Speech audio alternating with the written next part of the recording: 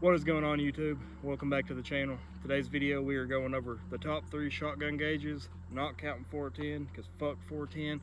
If you enjoy the video, leave a like, comment, subscribe down below, and let's get into it. Alright, so guys, here is the 3 shotguns we're going to be testing in today's video. We are going to be going over a 20 gauge, a 16 gauge, and a 12 gauge. We're not doing 410 in this video. If that's what you're looking for, scroll on to the next. Starting off here, we have a Remington Wingmaster made in 1968. This is a 20 gauge, 28-inch barrel, modified choke, an absolutely beautiful gun. Look at that wood, that checkering, absolutely beautiful. Second gun we got is a Stevens Model 620. All of these are old guns. I don't own a whole lot of new guns. I like my old guns. This is a 16 gauge.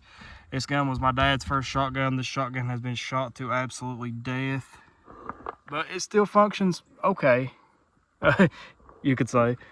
And then the third and the final gun is a 12 gauge Remington 1148 semi-automatic. This gun is a long recoil. It kicks at both ends, kills at both ends, but this gun is in absolutely beautiful shape for the age. Made 1953, 30-inch barrel, full choke, 12 gauge. We're going to be putting all 3 up against each other. Obviously, they each have their ups and downs. They each have things that they're better at than the others.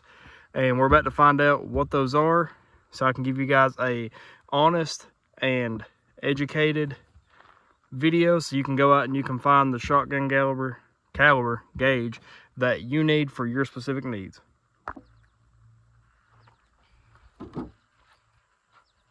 Alright, so guys, we're going to be starting off with the 20 gauge. This is a Remington Clay and Field. This is a low brass shell out of a Remington 870 Wingmaster. This gun is in beautiful shape. 20 gauge, you have low recoil. The guns are light because they're smaller. They're one of the smaller frame shotguns, calibers, gauges that they are making, other than a 410 and a 28 gauge. We're going to go ahead and get this loaded up. A 20 gauge is great for small game, small birds, rabbits, quail, pheasants, that type of thing. But they do make some, really long barrel, extra full turkey 12 gauges or 20 gauges that, youth can shoot, children can shoot, women can shoot. And I know a lot of guys that shoot with them too. I don't have nothing against 20 gauge. I really like 20 gauge. But with a 20 gauge, you ain't going to have the power to reach out there 40, 50 yards like you will with a 12 gauge or say a 16 gauge. But we'll get into that later on in the video. And let's take a shot here with this 870 Wingmaster chambered in 20 gauge. And I have it was my son's first birthday today, so I have a bunch of balloons. So those are the targets. I have a balloon in a box set up about 25 yards away. And yeah, let's just take a shot with it. We ain't shooting targets or anything like that today. We're just going over basically the ranges, what they're good for, what you would use them for, each specific gauge. So yeah, let's take a shot with them. All right, no, I don't have ear pro on. At me, don't care. Take a shot with it, shall we?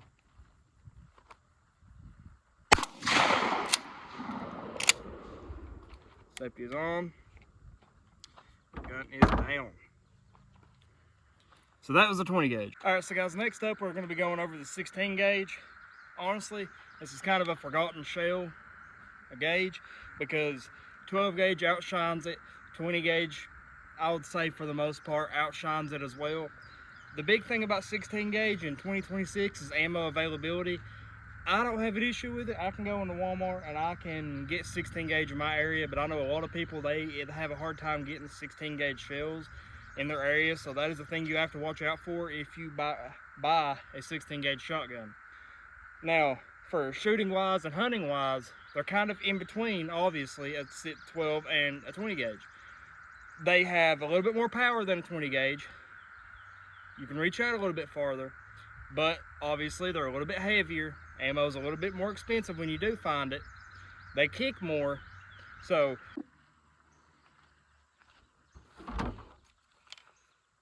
alright, so guys, I do apologize. My recording shut off and I just fired the only 16 gauge shell that I brought. That was it.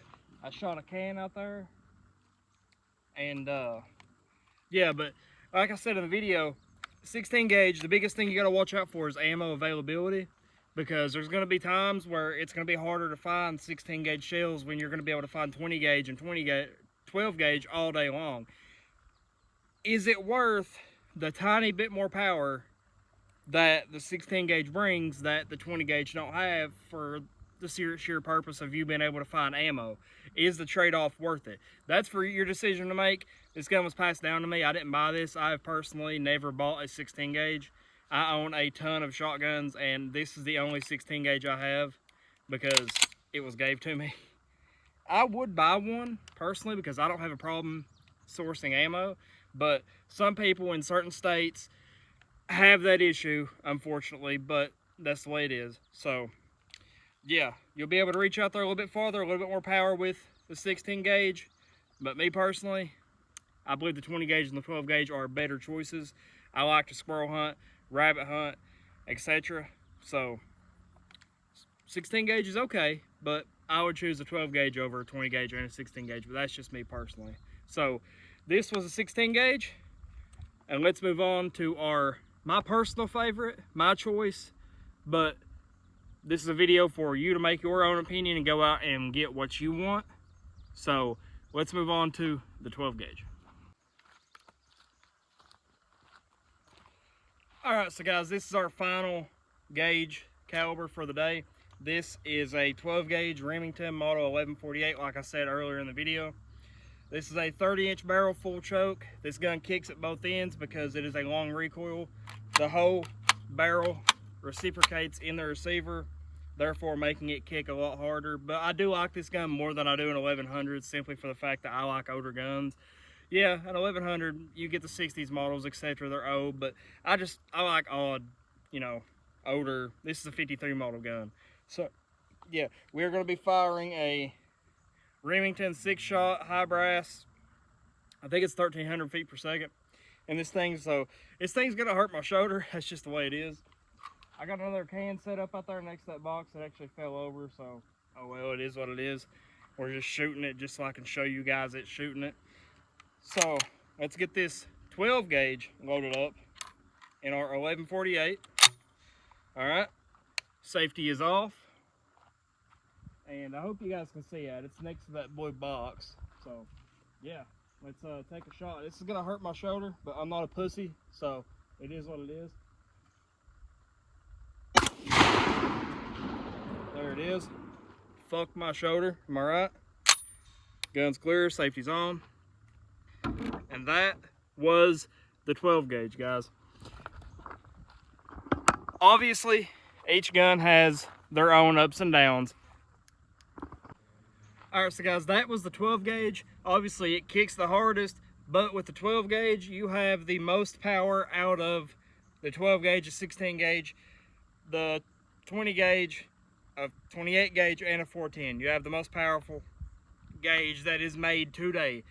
They quit making a 10 gauge. Browning was the last company to make one. I don't know if Benelli or Beretta makes one or not. I'm not sure, but to my knowledge, the Browning BPS 10 gauge was the last 10 gauge made. I think they discontinued it around 2020, 2022, somewhere in that era. But with the 12 gauge, obviously it kicks the hardest.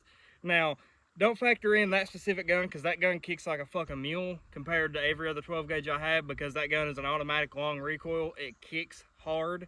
Like, I have other 12 gauges. I have a Model 10, I have a Winchester 1200, etc. Those guns are both 12 gauge, 30-inch full chokes, just like that 1148, and they do not kick like that because they are not a pump action, not a long recoil automatic. Now, if you had a gas operated 1100, it don't kick like that because it's gas operated, but those long recoils, just the way they are with the barrel reciprocating into the receiver, they kick like a fucking mule. So take that into consideration. If you buy one of these older automatics that are long recoil, they are going to fucking kick. Now, I was also shooting a very high power 12 gauge shell that is a high brass 6-shot. If you shot a lower powered shell, it won't kick as bad, but it's still going to kick harder than shooting a low brass shell in a pump action shotgun or a gas operated automatic shotgun. Now, with the 12 gauge, you're going to be able to reach out there farther than the 16 gauge and the 20 gauge. You're going to be able to have more powerful shot going through, punching a bigger hole in whatever it is you are shooting, depending on the shot size. But with the 12 gauge, you have, like, say you got a 6-shot in 12 gauge and a 6-shot in 20 gauge. That 6-shot in 12 gauge is going to be much more powerful than the 20 gauge. Obviously, you have more powder in the shell. Same shot size, more powder. Therefore, the same shot goes faster, more powerful through whatever it is you are shooting at. So they are the better hunting round for squirrels, turkey, bigger things. I have rabbit hunted with a 12 gauge, no issues there. But if you're close and you're shooting a fucking high brass shell through a full choke 12 gauge, which you wouldn't do, I have because I'm stupid, but it's going to destroy it. That's why I use this 20 gauge Remington 870 Wingmaster for rabbit hunting, because it has a 28-inch barrel modified choke 20 gauge. It don't destroy the rabbits that's 10 yards away sprinting like fucking 300 miles an hour. You get what I mean, Batman? But if I was to shoot a rabbit 10 yards away with that 1148 that I just shot, there would be no more fucking rabbit. Bugs Bunny would be gone. You would have no rabbit. I can't fucking talk. But yeah, 12 gauge, it's the longest range, the most powerful hunting shotgun shell. Is it the best? In my opinion, it is, because I don't like missing. Like, if I took this Wingmaster squirrel hunting and there's a squirrel 40 yards away and I shot it with the highest powered 20 gauge shell I have, which is a Federal Prairie 1350 feet per second 6-shot, yeah, I'll probably get that squirrel. But if I had that 1148 12 gauge with these high brass Remington 6-shot, I know for a fact I'll get that squirrel. You get what I mean? It's just a more powerful, longer range gun. So if you're wanting rabbit hunting, quail, pheasant, stuff like that, the 20 gauge and 16 gauge are amazing. You just got to factor in 16 gauge shells are a little harder to find. They're a little more expensive. You're going to pay a little bit more for them because they're not as common. They don't have as many people buying them. Well, guys, I hope you guys enjoyed the video. This is the first video on my new channel, so expect a lot more hunting stuff. Squirrel season's in here in Kentucky, or it's about to come in, or about to have the August or the end of the season for the springtime, summertime, whatever the fuck it is. Turkey season's gone, but deer season's gonna be coming in here pretty fucking soon. Gonna have bow season, so look out for that. And gonna have fall turkey, gonna have a lot of fucking squirrel hunting, gonna have a lot of rabbit hunting. I love shotgun hunting, I love deer hunting. I'm gonna try to get on an elk.